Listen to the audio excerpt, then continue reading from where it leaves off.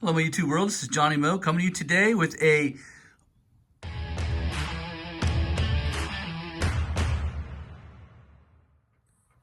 Hello, YouTube world. This is Johnny Moe coming to you today. Is it worth it or not? Is one of these trailers worth it for you?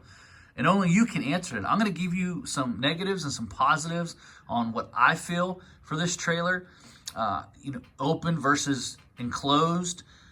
There's definitely some positives to both. It's just what is your need. So what I'm going to do is I'm not going to try to sway you either way because everyone has something different.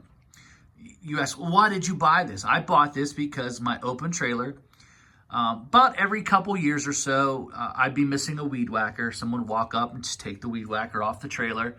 No real big deal. I'd go buy another one. Usually when they took it, it was probably time to buy a new one anyway. But then something happened. One day, someone took $2,400 worth of equipment. Now that really ticked me off. After that day, I was done. I was done with the open trailer. I knew I was going to go enclosed.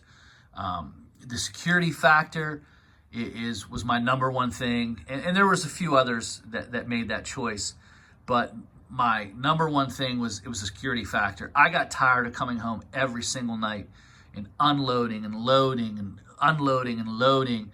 And one night I just didn't feel like unloading, and I locked up as much as I could, and someone came along and they took it all. It was the middle of the night. I didn't know it, and now we got cameras. As you can see, there's a camera over there. There's cameras different places, but I didn't have a camera back then, and they took everything. So I turned it into my insurance. They gave me a check, and I went and bought all new two-cycle stuff. It wasn't that big of a deal, but it was just frustrating knowing that every night I had to come home and unload, and every morning load back up, and it was just frustrating. So I decided to go with an enclosed trailer. Some of the benefits of an enclosed trailer are I have everything I need in there. I have my chainsaw. If I need to cut something up, pop a battery in that chainsaw, bzz, bzz, bzz, there you go.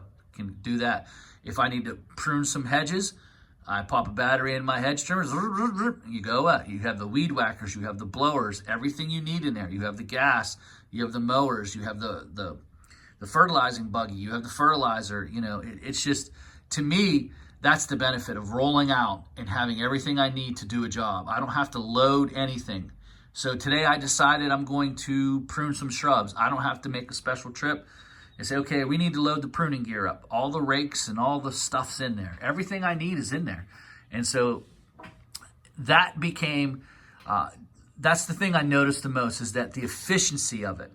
Now, is this more efficient than an open trailer? Not in regards to mowing, because mowing, you can jump over the side, you can start your mower, you can get off the trailer quicker, you can fuel up definitely quicker. This system is a pain in the butt to fuel. Just one of the biggest negatives is, Johnny, how do you fuel up? Well, I only fuel up once a week. I'm not going to put myself through that agony, more than once a week. So I cut about 32, 33 weeks up here. So I look at it this way. I got to do it 32, 33 times. So I pull up, I fill up the truck. I get the gas cans, which are two. I get two 5-gallon gas cans. I fuel all those up. I put those in a trailer. I then drop the back trailer gate. I will run it to another pump, or if I can fit it on the same pump, I'll do that. If I know that I'm in a place and I'm at the right pump, what I'll do is I'll back this in front of the pump. I'll catch an end cap pump. I'll back my mower right up to the back. I will fuel up my mower, fuel everything up, and that makes it pretty good. And I'm good to go for the week. Now in the summertime, when the grass starts growing less, I can go 10 days to 2 weeks. So sometimes I only have to fuel up twice a month, or at most 3. So that cuts down on it. As far as fueling, definitely not efficient at all. So having said that, that is one of the biggest disadvantage. Another big disadvantage is the fact that it is very hot in there in the summer. So if you're cutting in a 90-degree day, you can guarantee that it's probably 110 in there, 105, or even hotter. I don't know. I never took the temperature, but I will say this. It gets very, very hot. And I have had issues, especially in carbureted engines. On my mowers, they cannot take that heat. And so what I have found is that my mowers would vapor lock, in there. My weed whackers would vapor lock in there, and I used to have all kinds of issues. When I went to an EFI engine, that cut down on that. See, when you have an open trailer, when you go from stop to stop, that wind will cool down your mower from stop to stop. But in here, there's nothing to cool it down. So what I did this year is, if you can see on top there, that little white piece that's sticking up, that is a max airflow. So I'm going to be able to get some of the heat out of that trailer while that mower's sitting there. That heat will be able to rise and go right out that. And I put that max airflow, it's right over my mower. So that way that heat is not going to be trapped in there. It's gonna allow it to escape. Whereas I didn't have that before. It was cooking everything. So that's something I did. I'm going to try it this year. I'm also going to all Milwaukee tools, meaning I'm going to try and attempt to do the Milwaukee battery. I don't know if this will work or not. As you can see, they're sitting on the floor right there. They are ready to go. Those are 8 amp hour batteries on there. I got about 4 or 5 of those, and we're going to go all battery operated. I have found that going battery operated on the blowers worked out really well. The hedge trimmers worked out really well. And so I'm going to try this. We're going to see how this works out. I am going to keep a 94R in there in case it does not work out, because when it got really, really hot, the weed whackers would start acting up and the small blowers would start acting up. It wouldn't start. You took the cap off and all you heard was psss.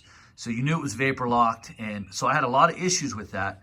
So this year, we're going to try to go even more battery operated. What I'm going to do is I'm going to switch the weed whackers out every lawn, and hopefully we can get a full day on both 8 amps. And then when I come home at night, I will drop those on the charger, pick them up the next morning, and we'll go right back out. That's my goal. I'm not saying that's going to work, but that's what I'm looking at doing. How I got around the vapor locking with weed whackers is I had 3 94Rs, and what I would do is I'd rotate each 94R for every lawn. So every lawn would get a different weed whacker. And then by the time I got back to the third, it cooled down enough and didn't give me any issues. So that that is a big issue with this particular trailer. Definitely had some issues there with heat. And I'm hoping that max airflow up there will help it out. I'm not quite sure. But definitely when you're buying a trailer, realize that not only does it cost more, it's probably about $4,000 to $5,000 more than a open trailer, but it also has some heat issues and it could mess with your equipment. Now, pulling out and having everything in there is just an absolute huge advantage. Like I said before, you have the hedge trimmer, you have the fertilizer, you have the buggy, you have the chainsaw, you have everything you need when you pull up to a lawn. When you come home at night, you just pull it back. I pull this up to the garage door. I'll put a lock over there and a lock on the side door. Does that mean that it's safe proof? Nope. It just makes it a little bit harder for people to get what they want. And that's the idea. People want a quick fix. They want a quick fix. And, if they can just pull up to your trailer, pop something out real quick and move on. They don't really want to be cutting locks, jumping in there, climbing over things, because I keep it packed. And that's another advantage and another reason why I bought this thing. So I was paying about $86 a month in storage.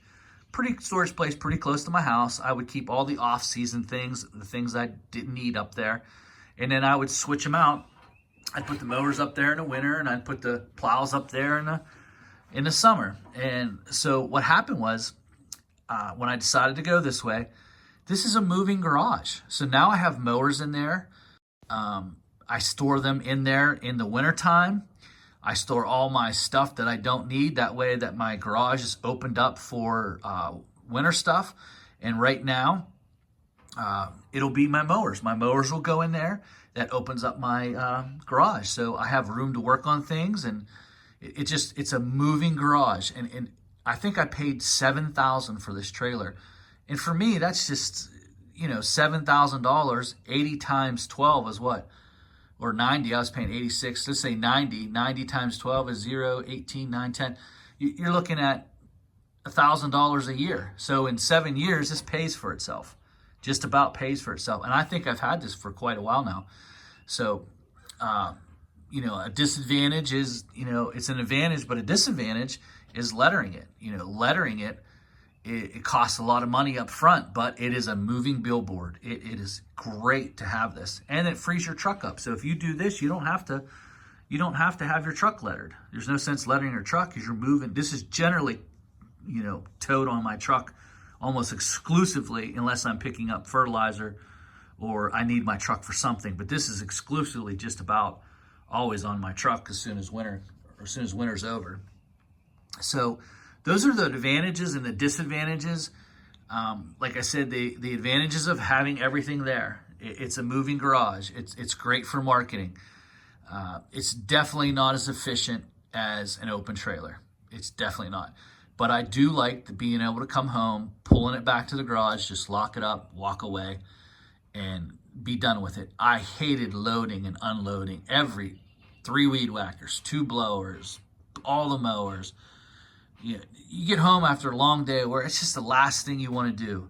Also, not getting your equipment wet is just a plus. It starts raining, I roll right up in there, and guys, it doesn't get wet. All my stuff seems to last longer. Your mowers aren't getting drenched, all that water and the wiring and the rust so that's a great advantage.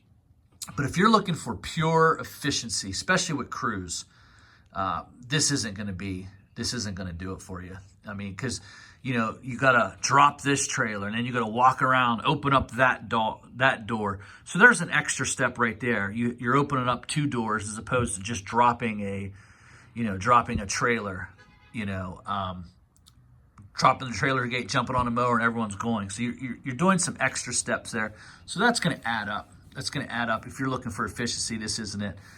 The cost of maintenance is definitely more because of look at you got to wash it more, whereas you don't have to do that with an open trailer. It's just, I don't know. If I wash it once a week, once every other week, it's quite a bit. It's a lot more. You don't wash an open trailer hardly at all, but you want to keep this looking pretty good because people are looking at it, especially from 20 feet away. You don't want it to be all dusty and all scratched up. So I try to keep on that. That's an added cost. So you have to think about those things. So you're talking about $4,000 to $5,000 more. This one cost me about $7,000, but I felt at the time it was really, really worth it for me, especially for, locking it up is easier. If I go to the bank, I go into the bank real quick. I just throw 2 locks on it, head into the bank. It's a deterrent. It's a deterrent. It's not foolproof because they can just cut the locks and get in there and get whatever they want. That's not the issue at all. The issue is this trailer's packed full. So to get things out, you got to climb over equipment. You got to get this. You got to get that. It's just a little bit harder to steal stuff out of it, but. It's a rolling garage, it's a rolling billboard. And for me, just coming home and not have to unload, and also not having to pay for storage fee because this becomes a storage center for me. Guys, that's it. Whether it's for you or not, I don't know. It's definitely for me.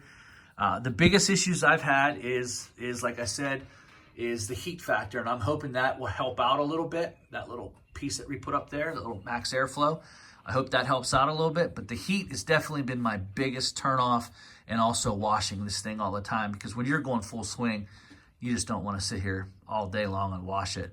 But now that you have extra time, it's not so bad. It kind of feels nice to get out here and actually wash the trailer off, which I'm about to do. Guys, that's my time. You have a great day. Any more questions, put them in the comments. I hope this video really helped you out.